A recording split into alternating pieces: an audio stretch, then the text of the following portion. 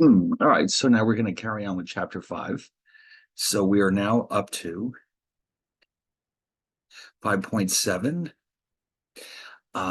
Now, by the way, before we continue, I don't remember if I mentioned it or not last time, but we're actually going to only do 5.7 and 5.8. We're not going to do 5.9, which is a look at hyperbolic functions. It's something that you don't usually cover in Calc 1, or if you do, it's only because you have plenty of extra time. It's one of those topics that it's completely optional. So I've taken it out of the any of the assignments that you might have, and it's also not going to be part of the final exam. So if you want to read 5.9, you can certainly do so, but for the rest of this course, we're only going to finish 5.7 and 5.8. So as I mentioned yesterday, these are inverse trig functions, and we're going to look at how they can be differentiated. So we start with the basic inverse trig functions. Now, one of the interesting things about trig functions is that they are not one-to-one functions and they cannot therefore be inverted. Okay, so in other words, they don't have an inverse, at least not over the entire domain. Now, it turns out, though, that there are ranges of values over which they can have an inverse, but it's going to be different for each one of them. So as we deal with inverse trig functions, we have to be extra careful to pay attention to the ranges over which they're defined. And so we will do that as we go along. Hold on, I'm just going to get my calculator out here. Okay, so now here's a list to help us keep track of this. You've got, for example, the arc sine.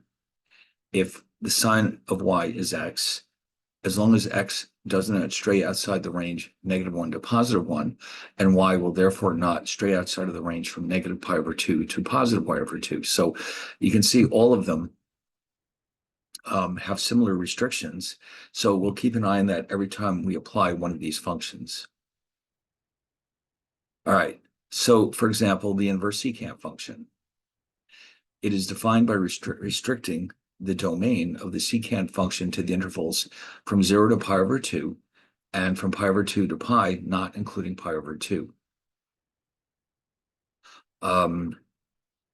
So actually what we should probably do is take a look at this on Symbolab so we can get a sense of why this is happening.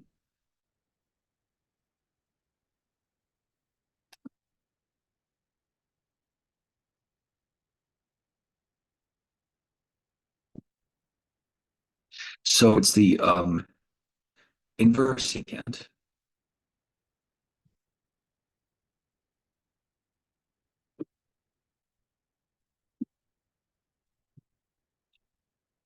And let's see what this looks like.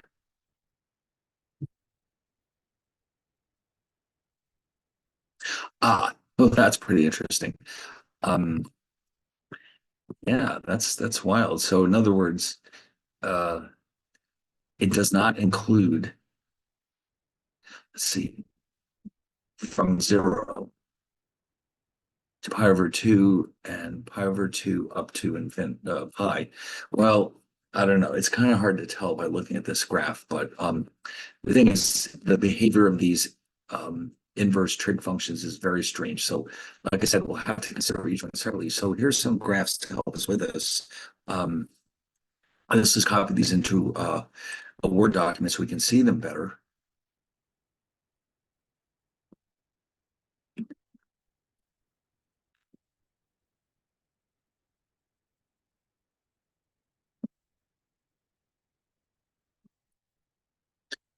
All right, well, it's about the same size, but that's okay. We can make it a little bigger. So you can see the arc sine looks like this, and you can see that it certainly does. It is nice, smooth, and continuous over this interval from negative to π/2 up to positive π/2. And then, of course, here, the domain that we're considering here is everything from -1 to +1, including the two endpoints. Their cosine, we're looking at their area between -1 and +1, including the two endpoints, and the range is everything from 0 to pi. The arctan Actually, here the domain is the entire real number line, but the range is everything from negative pi over 2 up to pi over 2. Since each one of those is an asymptote, they're not actually included in the range itself. Okay, you can see from the dashed lines, pi over 2 and negative pi over 2 are asymptotes. I think they have, yeah, here we go. They've got them all. So we can see what's going on here. Now here's our arc cosecant. And you can see now here there's a huge discontinuity in there. Let's see what one we were just looking at. Oh, the arc secant is this one. So I guess this one is just a more zoomed in version of what you're seeing here. Yeah, I guess that's why it looks so strange. Um, yeah, so the arc secant, cosecant, and the arc secant both have enormous discontinuities there. You don't see that very often. Usually the discontinuity is like a single point or a line. Here it's a huge gap. So you've got the domains do not include anything between negative and positive 1. And in the case of the arcsecant, there's also an asymptote there at pi equals 2, pi over 2 rather. Okay, that would be right about here. Okay. And then finally, the arc cotangent is essentially, you can see how it essentially looks like the tangent flipped upside down. And once again, its domain is the entire real number line. So now, how do you solve for the arcsine of negative 1/2? Now, you might be able to just do this directly in your calculator. Let's see what happens. Now, keep in mind in this calculator, arcsine is written on the calculator like this.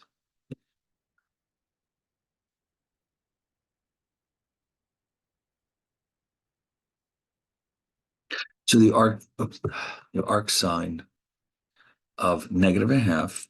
If you want to do this in your calculator, it doesn't actually say the words arcsine. Instead, it looks like this. You have to hit the second button for sine, and you'll see directly above that button.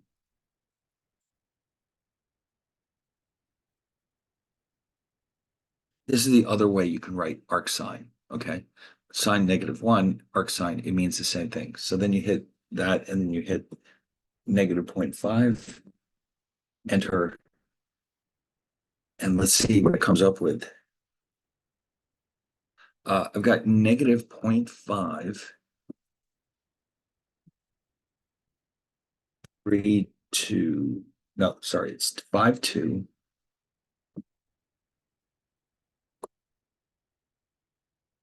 3, 5, 9, 8. All right, so it's hard to tell how that relates to pi, but they're telling us here that it's negative pi over 6. So I'm going to double check that. That sounds right. Remember, pi is about 3.141. So if I take pi divided by 6, yeah, it's the same thing. Okay, great.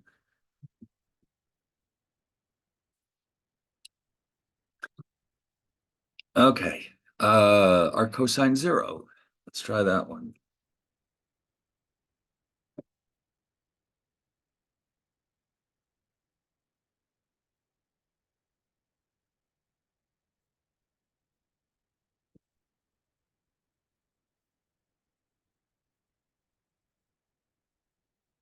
By the way, I just as a quick reminder, what does this even mean? We don't want to forget what the arc sine even means. Let me write that in here somewhere before we completely forget about it. The arc sine of negative 0.5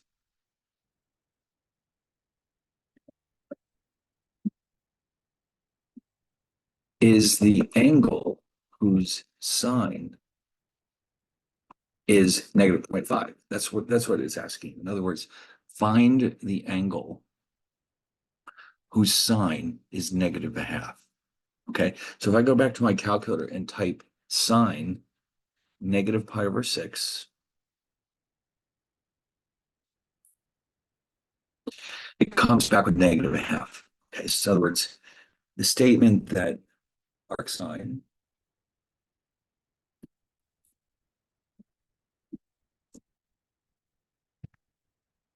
negative a half equals negative pi over 6 is the same thing as saying, or it implies that the sine of negative pi over 6 equals negative 0.5. All right, so just remember that this is what these arc trig functions are actually telling us, or inverse trig functions, they're sometimes called. All right, so for this one, our cosine of 0 is 1.57. Looks like it's pi over 2. I'm going to prove that. Hold on. Yeah, that's pi over 2. So go right to your calculator and solve for cosine pi over 2. It'll come back 0.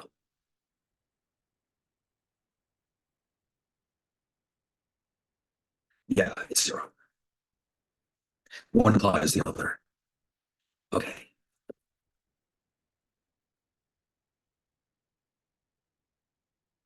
R10, radical 3.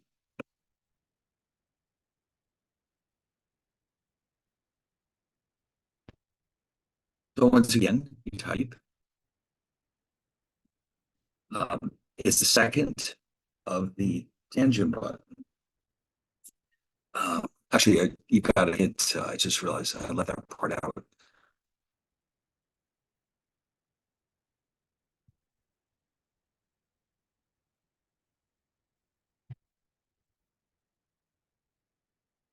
Second tan, radical 3, enter. Okay, second tangent, radical 3, 1.047.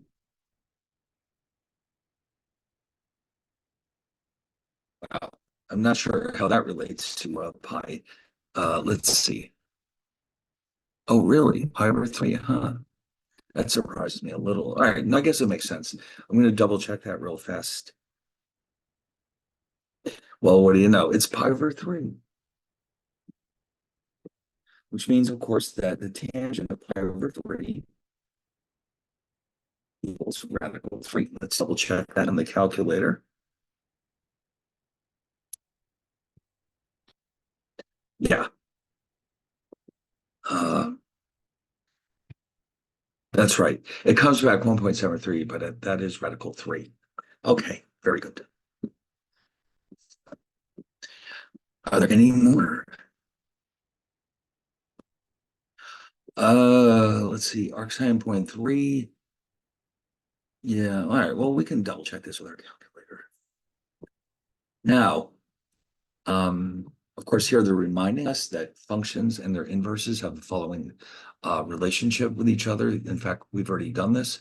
We've shown how to not only find inverses, but how to prove that they are inverses using these composite functions.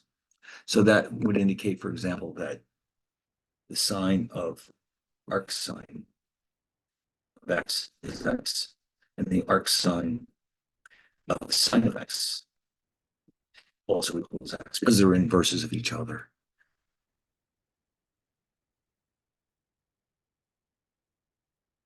Now, of course, we have to be careful that we're only trying to do this within the correct domains of these functions and their inverses. Yeah, so in other words, like this one, the first one, x has to be between negative and positive 1, y has to be between negative pi over 2 and pi over 2. Okay, now what's going on here? Now this is interesting. Once we understand how these inverse trig functions work, we can actually put them to good use by solving for some very complicated problems.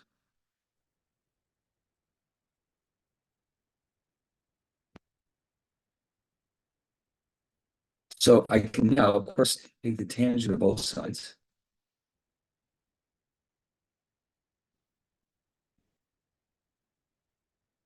And then, of course, the tangent and the arctan offset each other. So I'm left with 2x minus 3 equals the tangent of pi over 4. And the tangent of pi over 4 equals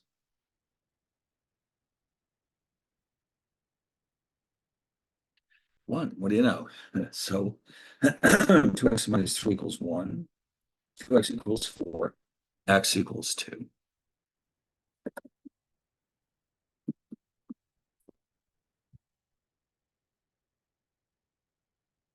Now we're ready to take some derivatives. Now, here, I mentioned this the other day. They're giving us a really nice set of charts in these next two sets of slides to keep everything all together in one place in case you need them. So this is how you differentiate u, which of course u is a function of x. And these results come about because of the chain rule. In other words, the u primes that you see in here are necessary due to the chain rule. If instead it was just simply arcsine x, for example, then you would just have 1 over square root of 1 minus x squared. All right, so let's try some of these. The derivative of arcsine 2x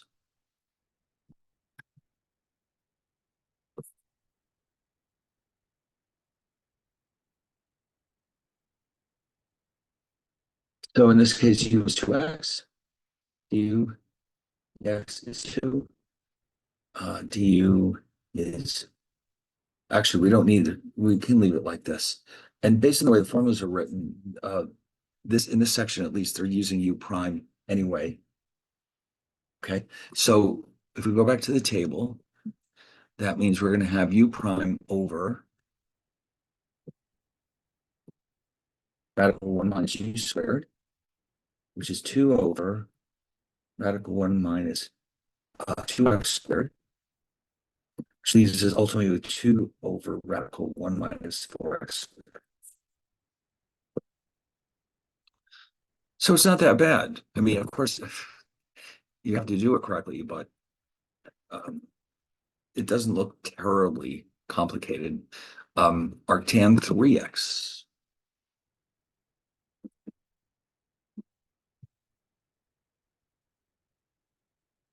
So u is 3x, u prime, or du dx is 3. So the formula here is arctan is u prime over 1 plus u squared.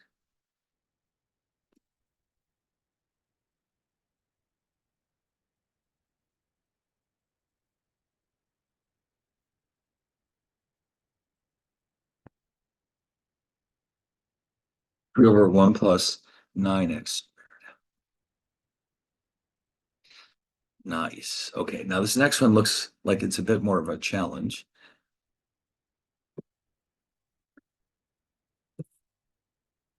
It's the derivative of arcsine of radical x.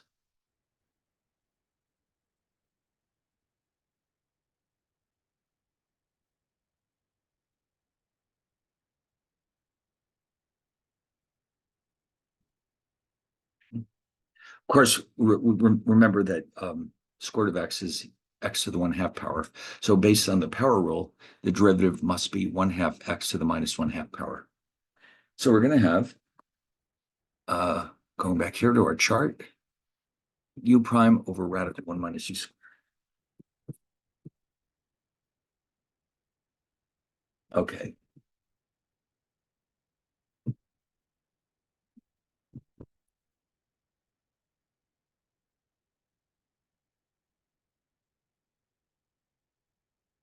All right, so we can simplify this one a little bit.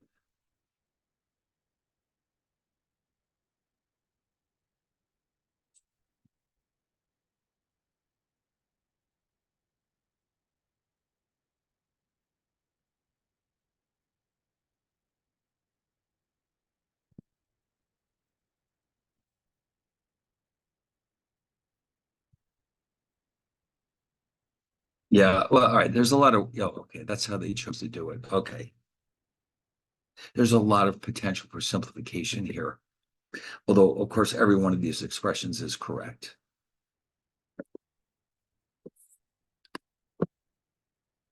And then we have the derivative of the arcsecant, e to the 2x.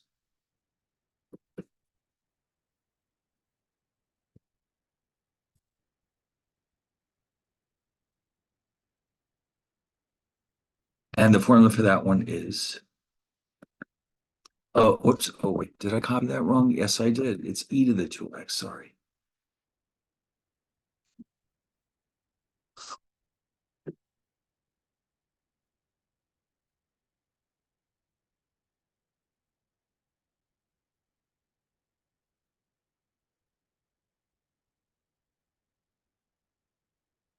Okay. And this is by the chain rule, by the way. Um,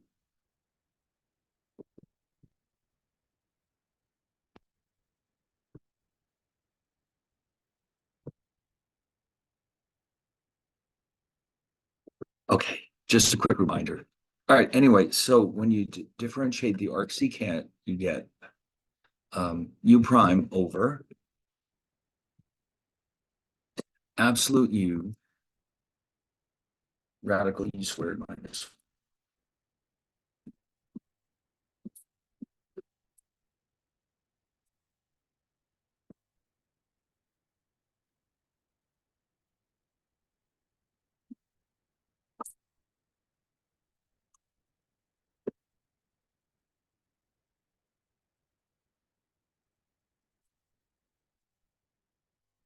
All right. So should probably simplify that a little bit.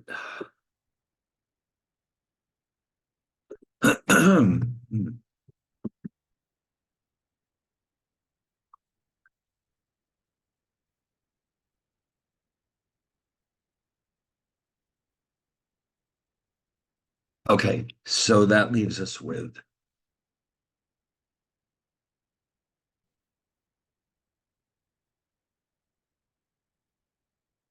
now e to the 2x is guaranteed to be positive. So we can drop the absolute value signs.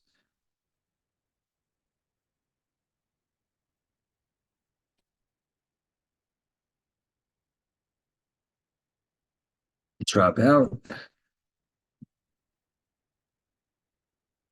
and that's our final answer.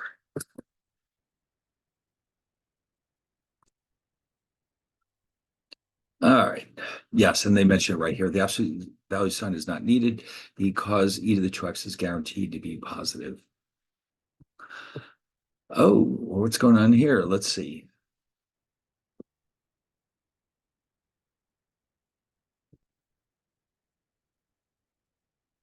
Arc sine x plus, oops, x radical 1 minus x squared.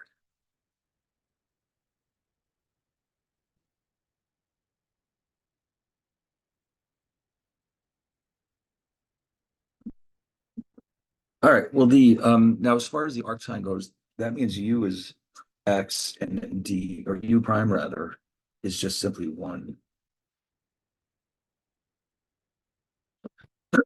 So the derivative of that part is going to be, according to our chart, u prime over radical 1 minus u squared.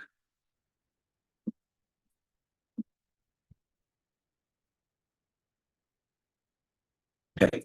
The second part, that's kind of a mess. It involves the product rule.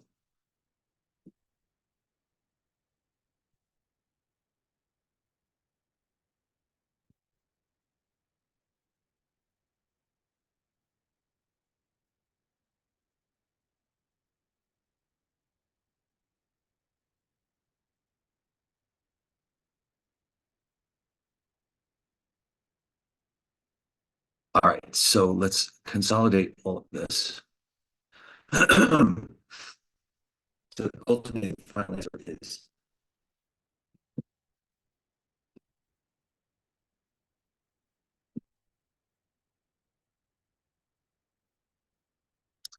wow, look at this mess. Let's see if we can reduce it in any way. We got a half and minus 2x. We got two x's here. Let's drop M.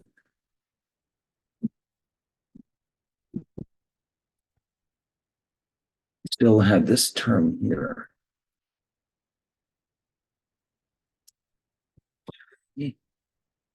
And then,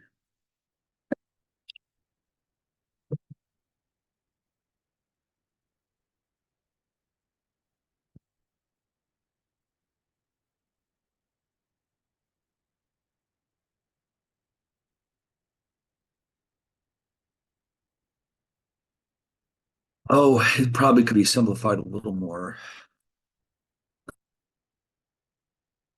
because, yeah, see, they've got 1 over 1 minus x squared here, minus x squared over that. They consolidated these into this last term, but this is fine right now. If we did a little more algebra, we would have ultimately ended up with 2 times right 1 minus x squared. So, all right, anyway, what do we have here? So now they're kind of tied together all the rules that we run across. And on the left-hand side, we have the so-called algebraic functions, polynomials, rational functions, which are ratios of two polynomials, functions involving radicals. The ones on the right are often called transcendental functions, which would include logarithmic functions, exponential trig functions, and inverse trig functions. Now, that usually means that the rules that we use will depend on which of these two categories we find ourselves in. Oh, and here they're giving us a nice little review of everything we've done up to this point. Isn't that nice? Wow. Yeah, well, that's kind of helpful. Although I wish they'd showed it to us sooner. Look at all that stuff. And we did most of these already. Now, of course, we just now are getting around to these arc trig functions, but there they are. So now, ooh, they're challenging us to do arc cosine, radical 2 over 2 without a calculator rather. I think what they're after is this approach that we did earlier. Let's see if we can get this.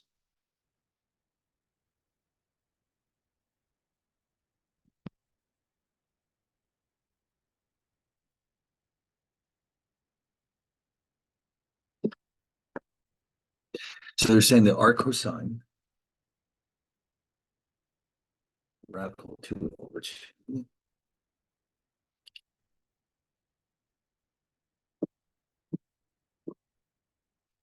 So cosine y equal.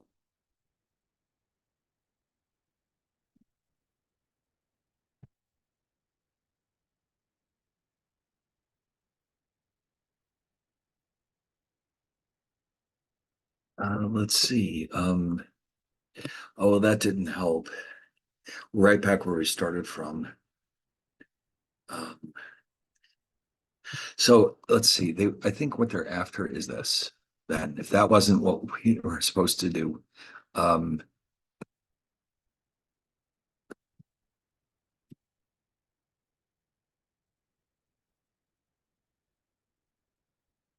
oh, I see. They mean for us to do it this way. If y equals arctan, okay, then that implies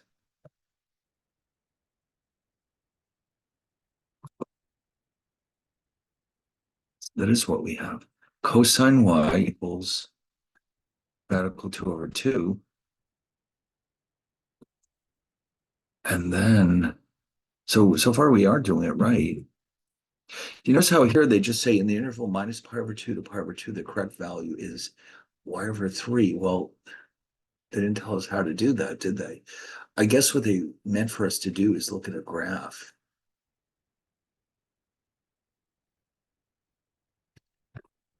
Okay. Well, I mean, we could do that. We could look at a graph. It won't be easy. I think it'll be easier just to use the calculator, for God's sake. But if we go to symbol lab, see, the thing is now radical pi over 2, 2 over 2 is approximately 0.7. So Yeah, that's going to be really tough. I think we're just going to have to use the calculator. I mean, we can look at the graph if we want, but it's going to be very difficult to identify the exact spot. Um, I don't think that's such a good idea. Um, let's see, how would that be? Arc cosine.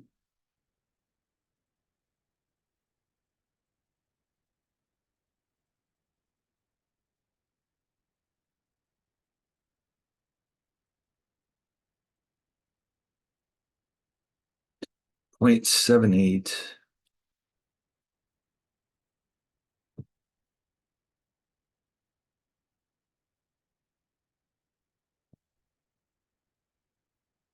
Man, that would have been fun finding in a graph. Huh.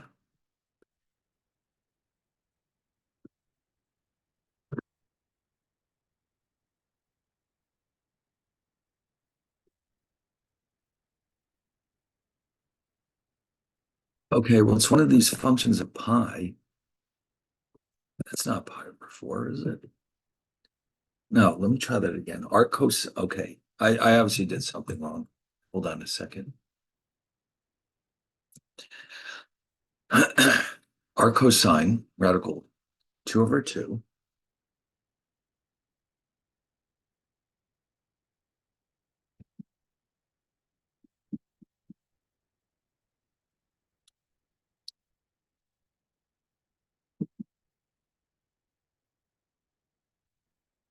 No, it doesn't like that.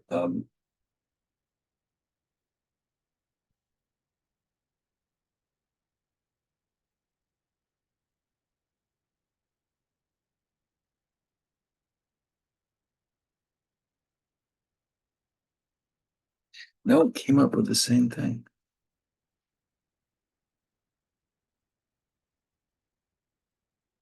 Maybe that is, no, that doesn't look right.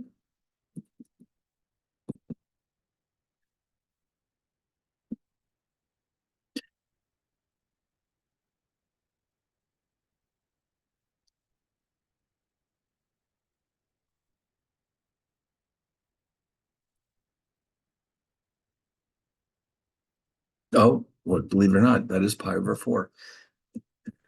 Okay, I was very skeptical, but that is pi over 4. Okay, fine.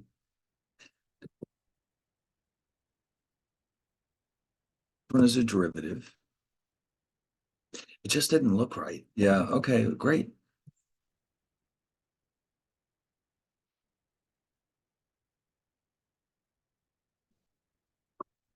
So this time it's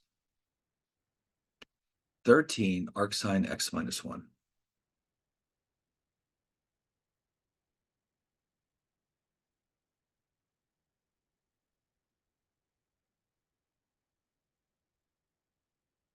Okay. So that means u is x minus 1, u prime is 1, and the arc sine function is,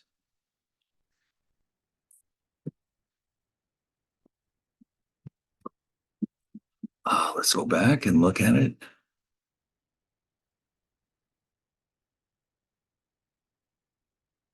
U prime over radical 1 minus u squared.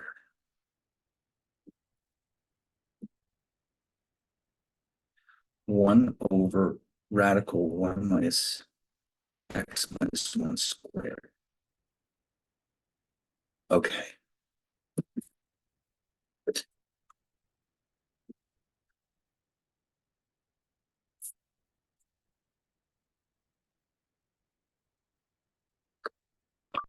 All right. So that should do it, unless they've simplified it even further.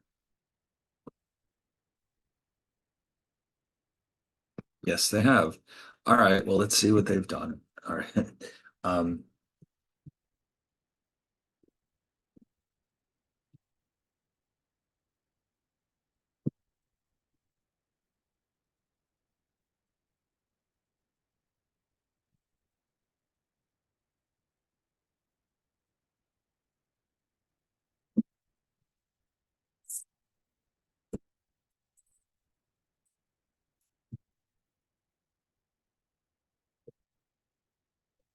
okay. And then that leaves us with Drop out. All right, that should do it.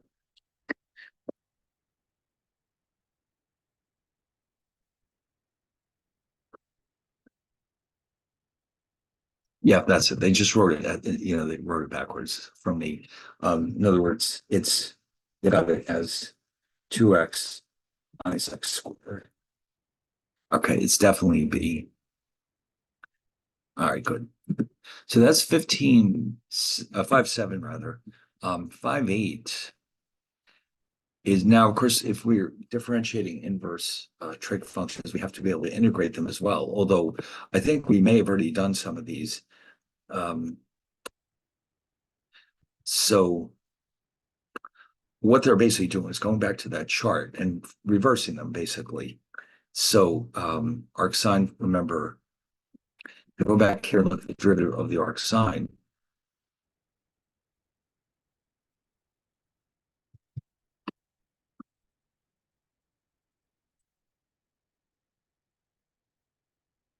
If you now go ahead and integrate this function, although they made it more general by putting u and a instead of one, but you can see the result. Okay, so that's where these are coming from. All right, so let's try some of these. Now, with these, the challenge is knowing which one to use. I mean, when you're differentiating the arc sine of x, you know that you're differentiating the arc sine. Here, when you're integrating, it may not be obvious, and it probably isn't obvious, which one you're actually trying to do. So let's try this one. Now they're giving it away there by telling us that it's arc sine. Let's just see if we can figure it out for ourselves. We've got uh,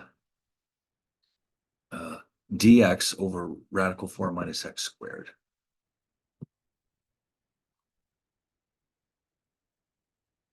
So you have to go back to the chart and say which one. Oh, it looks like that one. So in other words, if you allow a to be 2, so a squared is 4, and u be x, so that u squared is x squared, and du is dx.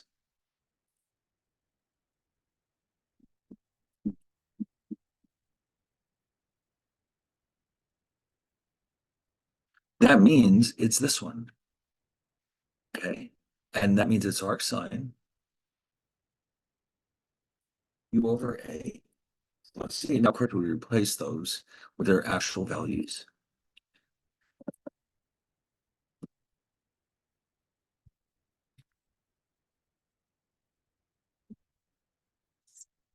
And we're done. All right, how about this one? Dx over 2 plus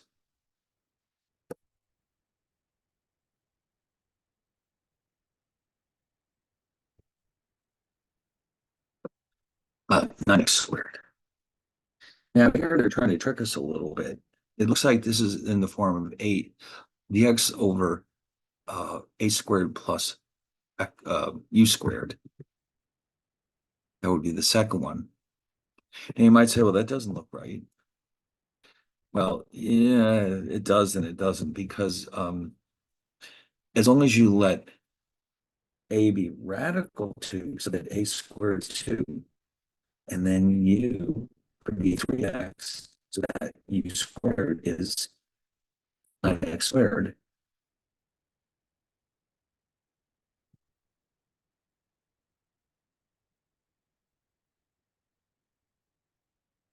Then we're all set. Du, oh, almost, we're not quite there because um, we need 3. We don't have the 3, but we can provide it ourselves.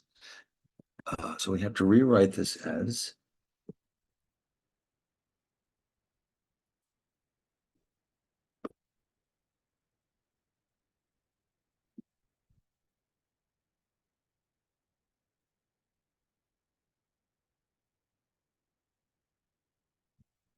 and remember, this one is the arctan 1 over a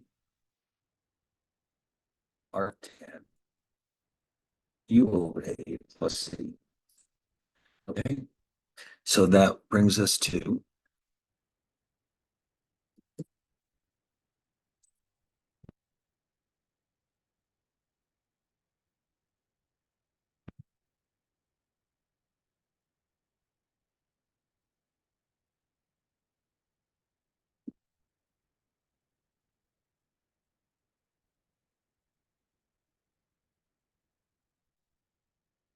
All right. Now they may have simplified it a little bit. That normally we try to avoid having radicals in the denominator, but that's not a problem. We can fix that. No, they left it. All right, fine. Okay, and then this last one, dx over uh, x radical. Wow, that one looks like a mess.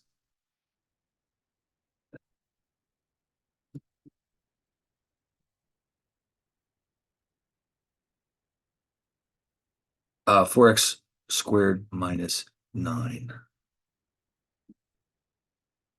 Which one does that look like? Let's see.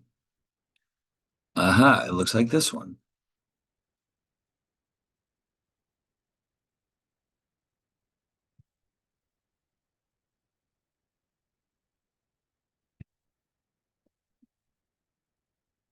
Okay.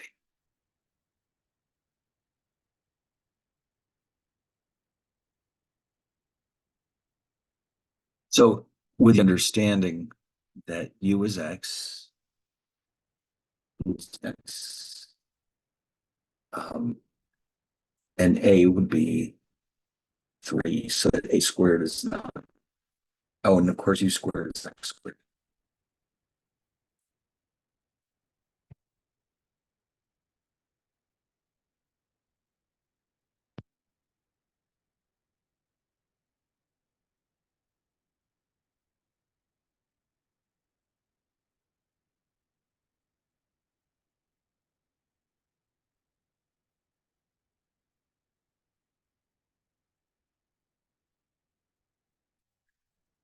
Now wait a minute. It looks like, what did they do here? Oh, they're letting u be 2x. Oh, but then they moved a 2 to the numerator. I see. Okay. So yeah, that was the whole thing. That means we have to supply the 2 ourselves. Okay, I get it.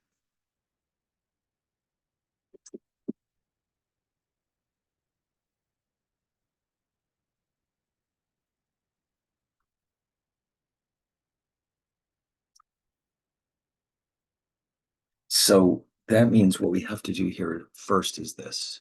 We have to supply the constant.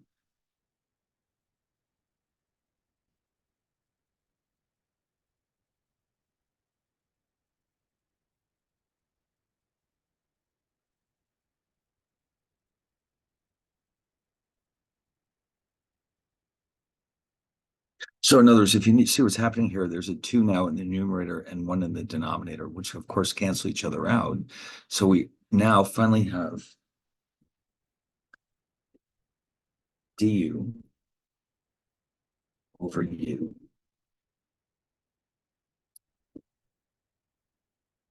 squared minus a squared.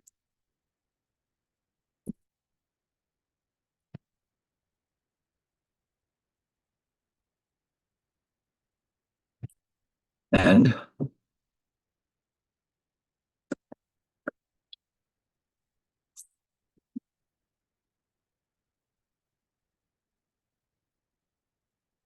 so we ultimately end up with over a, which is 3, arcsecant, absolute 2x, or 3 plus. Okay. Yes. All right. Well, that's good.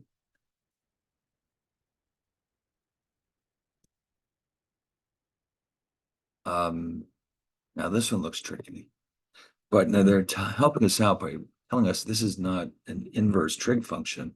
This is just straight ahead u substitution, it looks like.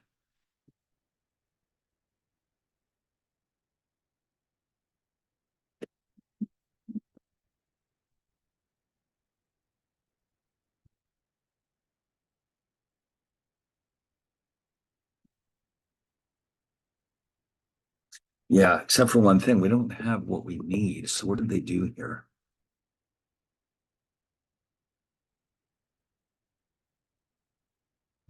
Wait a minute. Oh, but they've got 2x. What's going on here? Uh-huh. Oh, I see. Oh my God. All right. So, um, here's what they want you to do. I mean, so far so good. No, actually, no. They want it to be okay. Now I get it.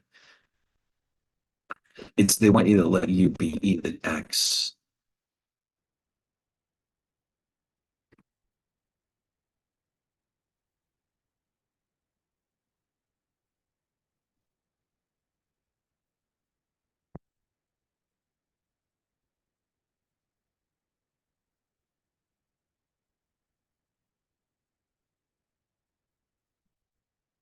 And then let's see what do we have.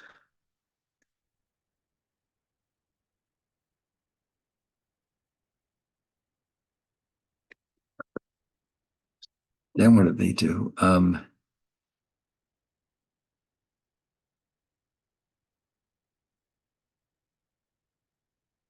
So what they are doing is they're letting dx be written as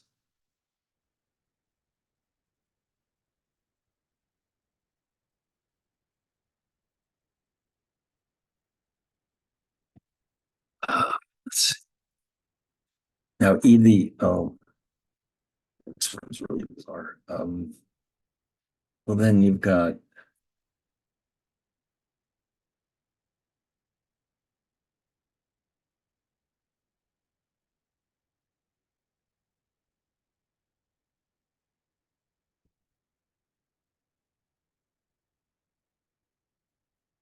now that I think is one of the standard inverse trig functions. Yeah. Here it is. Du, this is it. Now that was pretty wild.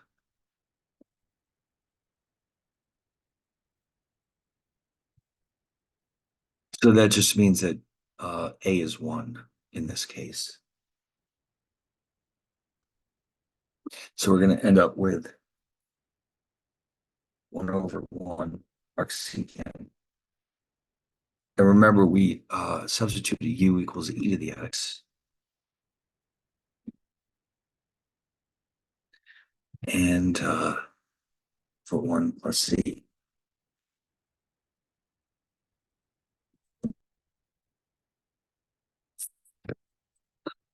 Well, now that was a nightmare, let me tell you.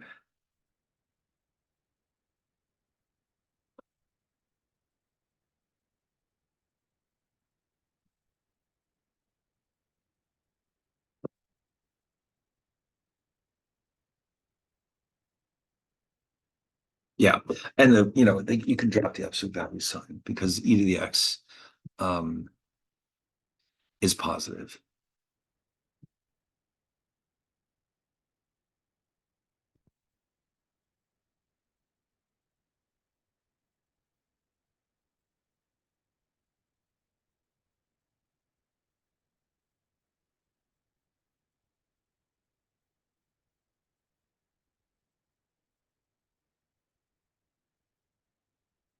All right, very good.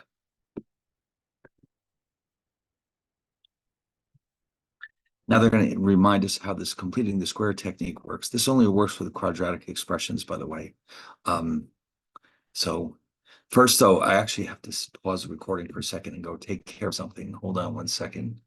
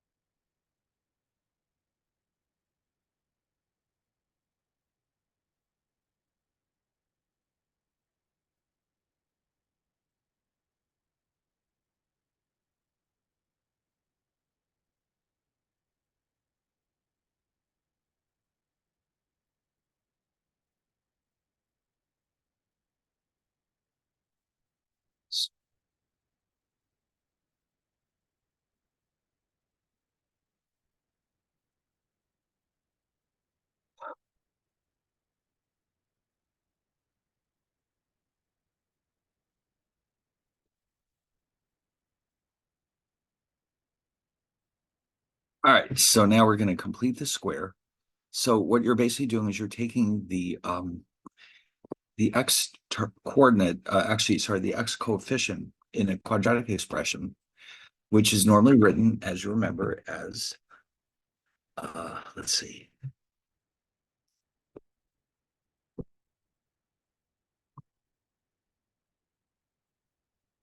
Okay, so for some applications, it can help if we rewrite this as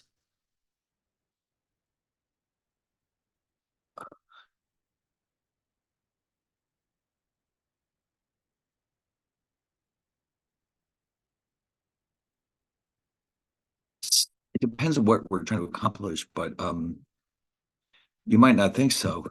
But what this can do is make it possible to split this up into two terms, which are easier to work with. So it looks like here they want a to be 1. Okay, so it's just x squared plus bx. And then we have b squared over 2 uh, plus and minus, so that we don't change anything, and then plus c. So if you do it like this,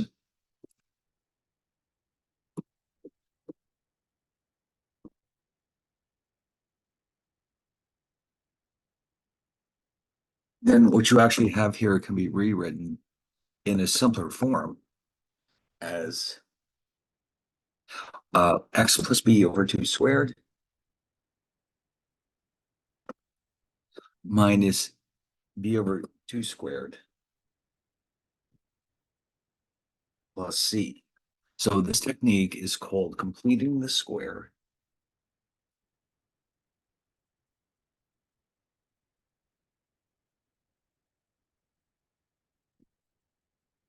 All right. And now what are we going to do with it here? Well, so here's what we're going to do. We're going to try to take this quadratic expression and rearrange it so that it more conveniently lines up with one of those inverse trig functions. So we'll start here. Look at it and say, well, that doesn't look like any of the formulas that we've seen. And that's because it doesn't. But we can force it that way by doing this.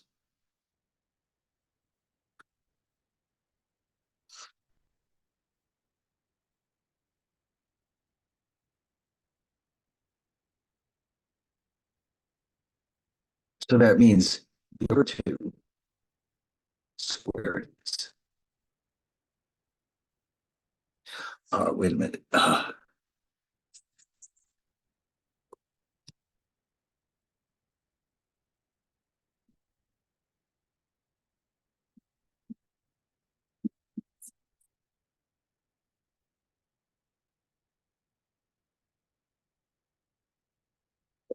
Okay, and then that means what you actually have here is the same thing as um, x squared. So if you rewrite it as x plus b over 2 squared, actually, let's copy this.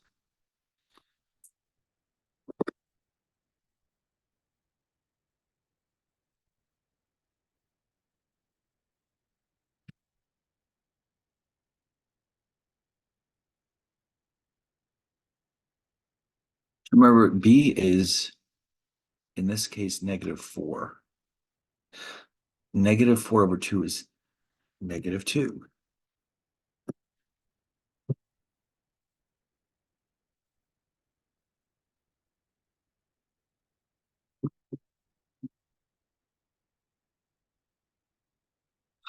And then you would have minus that same -4 plus 7.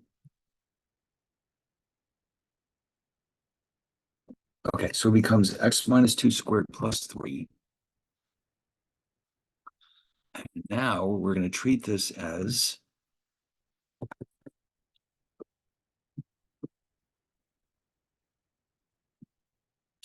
actually a would be radical 3, sorry, radical 3, because they're going to end up being squared.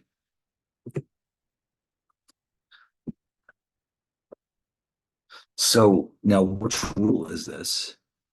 Well, let's see. So if you do that, then this equals u squared plus a squared. And remember, we started out as dx over that.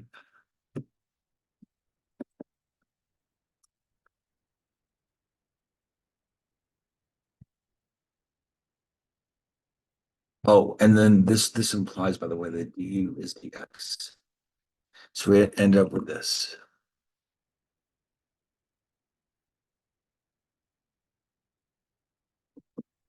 So the original expression is now du over u squared plus a squared.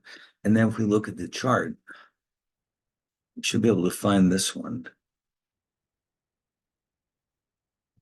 What do you know? It's right there.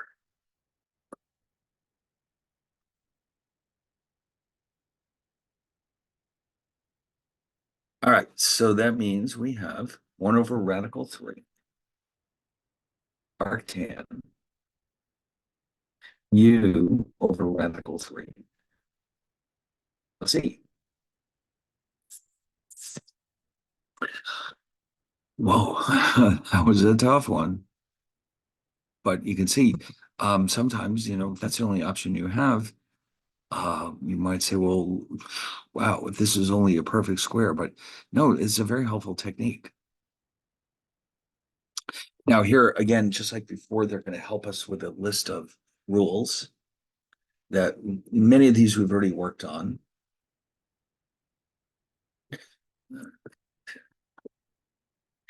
Good to know. And when you get into Calc 2, you should probably try to make a copy of these to keep them in front of you because you'll be constantly referring to them. Yeah, so far nothing is here that's new. Um, yeah, we went through a lot of this stuff. Wow. All right, let's try this one.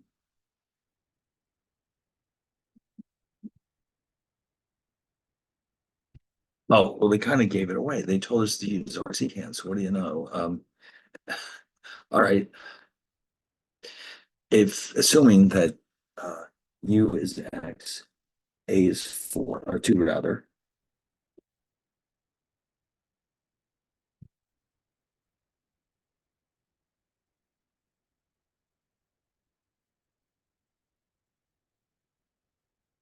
and then let's see which one this is. Well, they're telling us oh, there it is. Okay.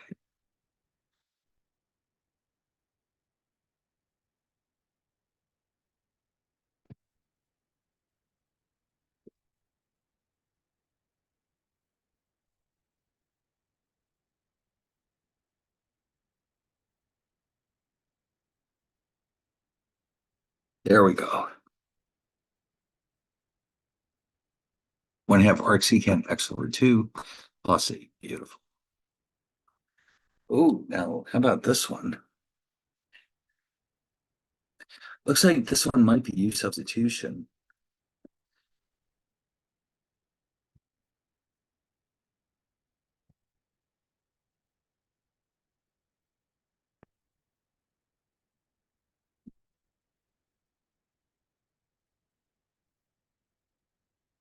Let's see. Let's see if that's the right way.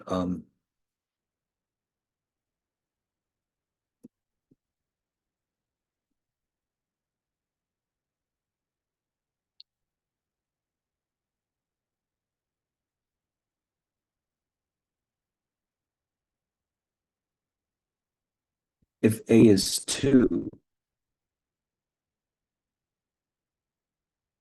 then we have this. And I think that is definitely one of our trig functions. U squared, let's see. Oh, we're close to the arc sine.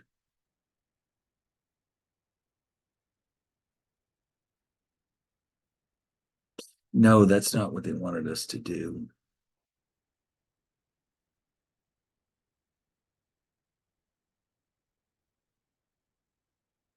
Us to do something completely different.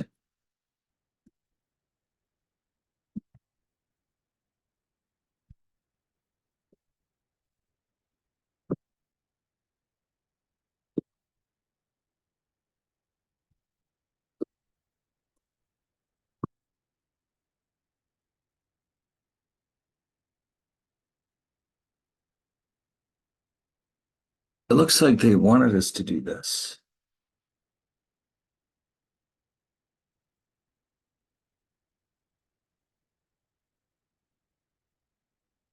I think U is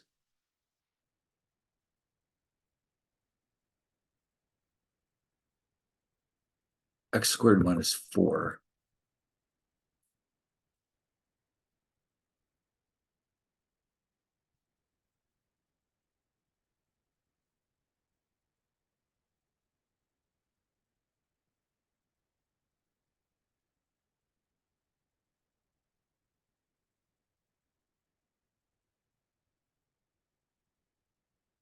Oh, yeah, yeah, that works out fine. Okay, great.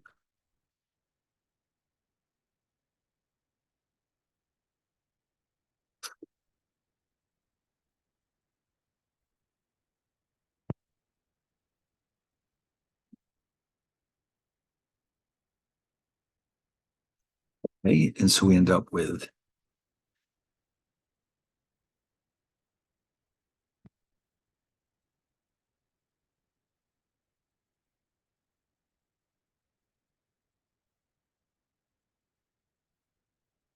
U is x squared minus 4. Okay. Oh, no, that's not how it turned out. Hmm.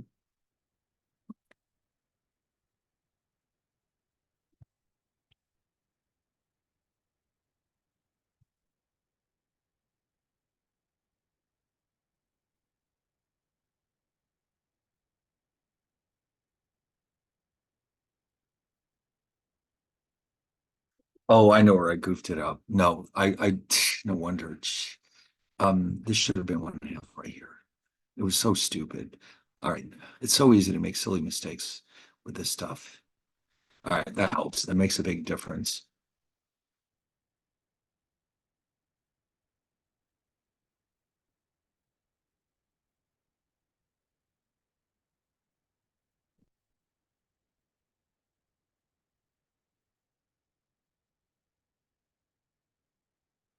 Should we just have radical U plus C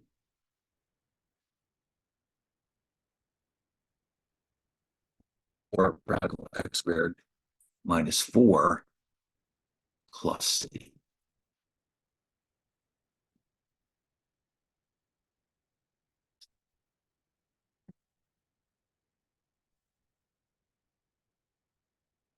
That's it. Okay. Oh, well, that's discouraging. They threw an in there that is not possible. Knows we haven't learned this technique yet. Well, you'll probably see it help too anyway, but that's kind of interesting. All right, what do they have now? Ah, okay.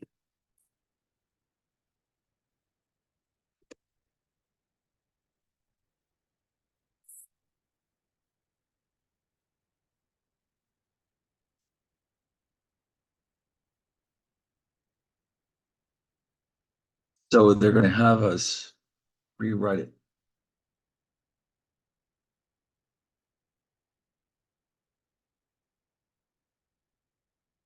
And why are they doing that? Because if U equals ln(x), then du,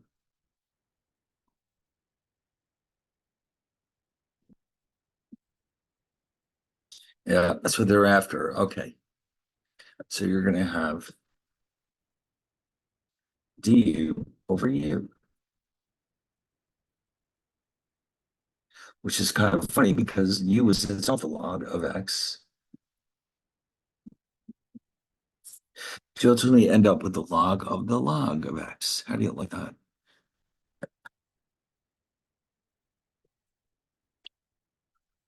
Hmm. You never know what you're going to run into here.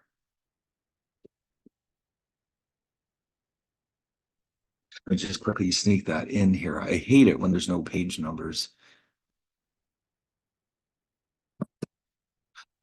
All right. Oh, but now this one's a little bit different because, okay, let's see what's going on here.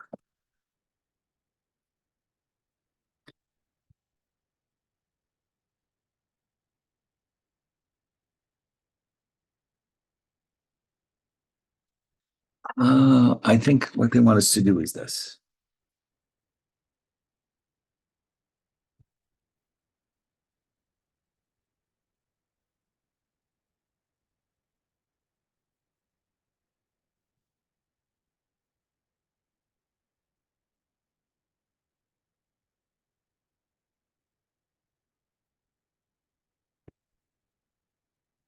There it is. All right. So yeah, it's use substitution, but you have to be careful. In other words, they're encouraging you to rearrange it so that it's more clear if it is in fact use substitution or not. Now that's an interesting one. The integral of log x itself, we don't have the technique to do that just yet. It's coming, but not just yet. All right, so now we have knowledge check one. By comparison, these will probably be easy to the nightmarish ones we've been doing.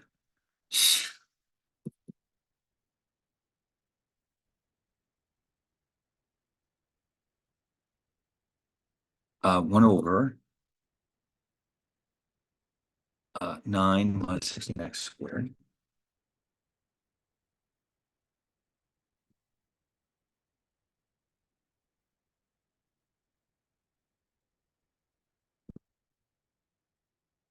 So if we choose to go that way, we end up with, oh, okay. One thing we have to watch out for here is we don't have what we need. We need a 4 and a 1 over 4.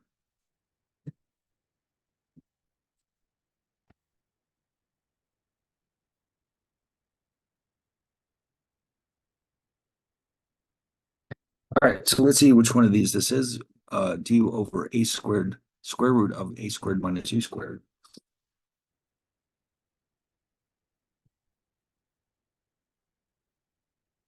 That would be this one. See how having that chart is really awfully helpful. Very helpful.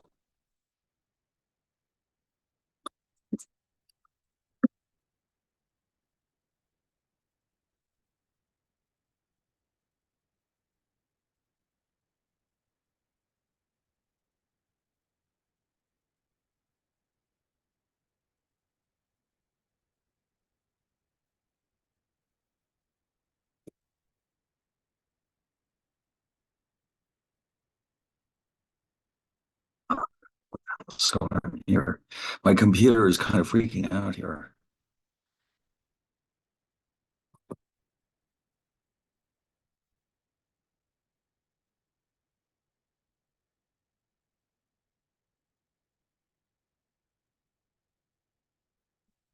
Here it is. Jesus, that scared me.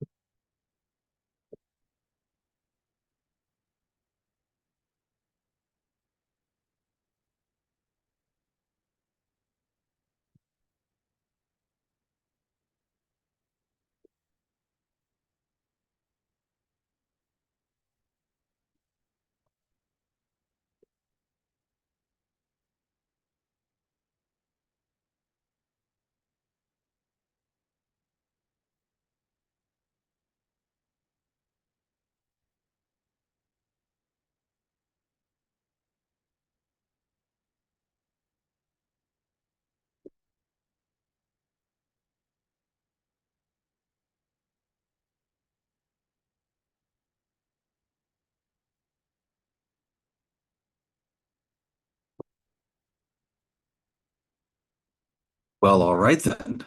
Now that it's happy again. So we just got through saying that,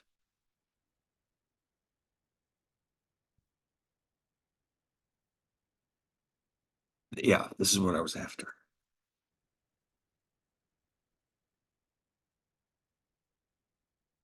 All right, so we clearly have order. Arc sine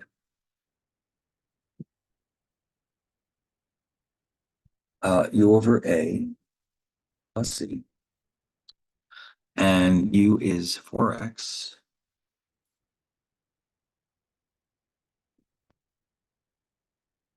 and A is 3.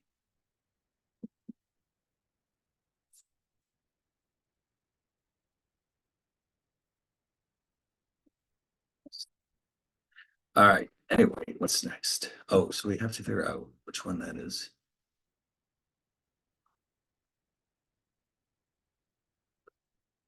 It looks like it's a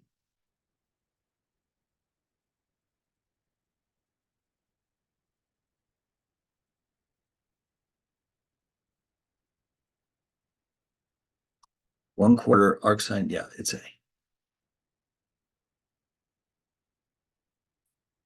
And then this one, oh, we haven't had a definite integral tonight. Let's see what this is all about.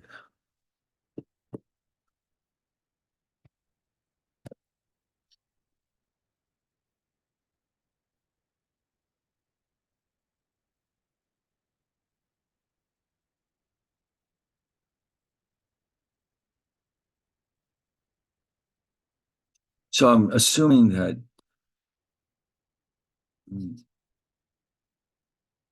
I guess we could try A is 3, U is X.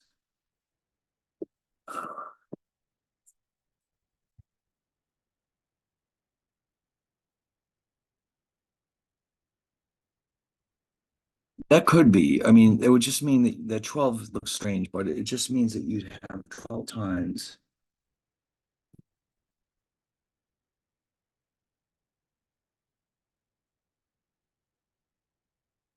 And yes, du would be dx.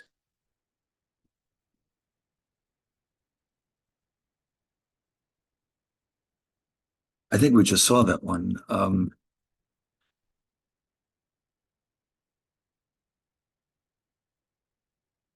Yeah, it's just arctan. Okay, great.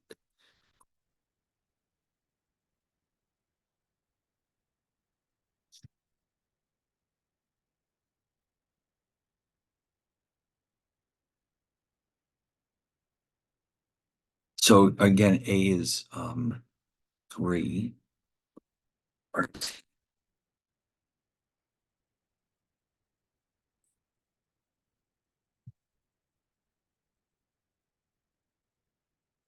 And of course, this is definite integral, so we have to make sure that we know that this is integrated or evaluated between radical 3 and 3.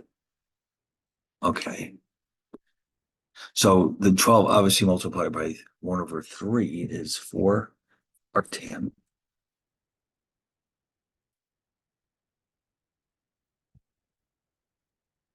Right, and that's going to leave us with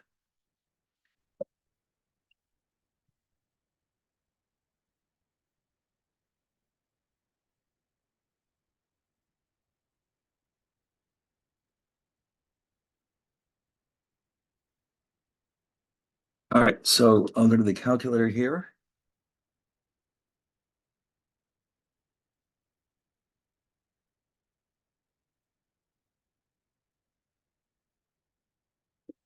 Pi over 4.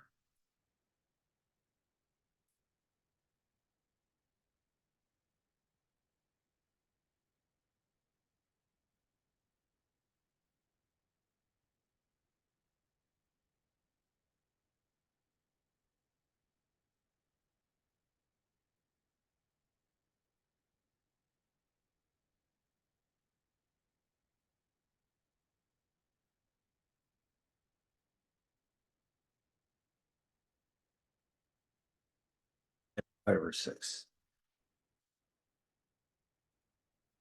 All right. So we need a common denominator. Let's go with 12.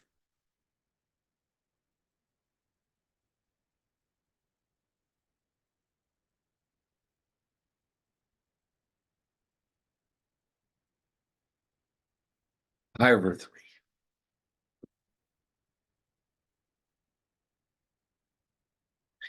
Ta-da! It was A. All right, good.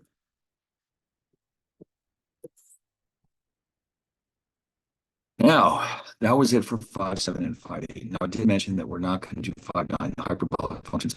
You can read them on your own if you want to, but you'll not be held responsible for that on any of the assignments or on any of the exams. So now, because this is the last week of the class, um, you still have several assignments that are due, but we have all the new material is actually done as of tonight. This is it. We're completely done with the new material. So now you can focus 100% of your attention on the assignments. And so that's going to be fun. But now keep in mind, everything is due by Sunday night, the 27th. So anything that is done at this point, and that could be quite a bit, is going to be due next Sunday night. So you're going to want to hustle that up a bit. Do not get complacent because the two exams will probably each take a couple of hours to get done. So let's take a quick look at the schedule.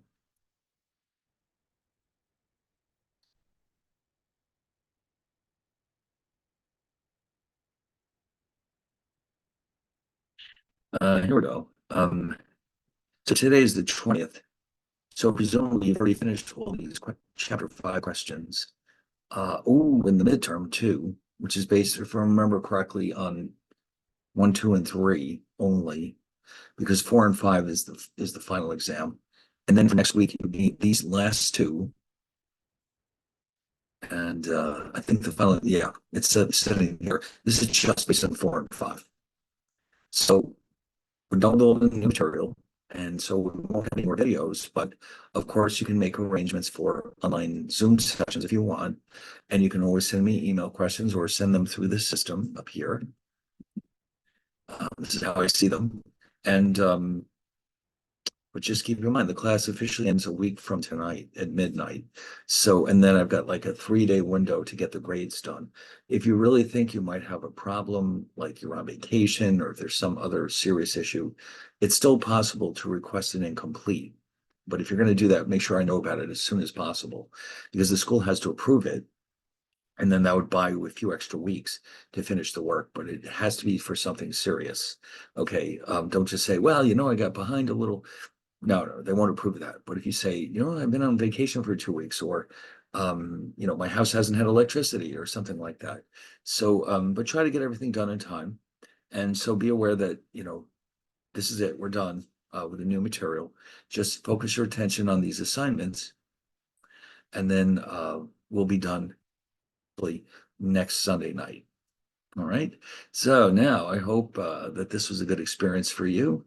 I know it was a lot of work, but if you come into the fall and take Calc 2, you're going to realize that you're way ahead of everyone else because you've spent the whole summer thinking about this material. And I think it'll just make a lot more sense to you when you see it in September. So if not, well, okay, it's great knowledge to have, even if this is the last math class that you ever take. So anyway, look at it. I hope it's been a good experience.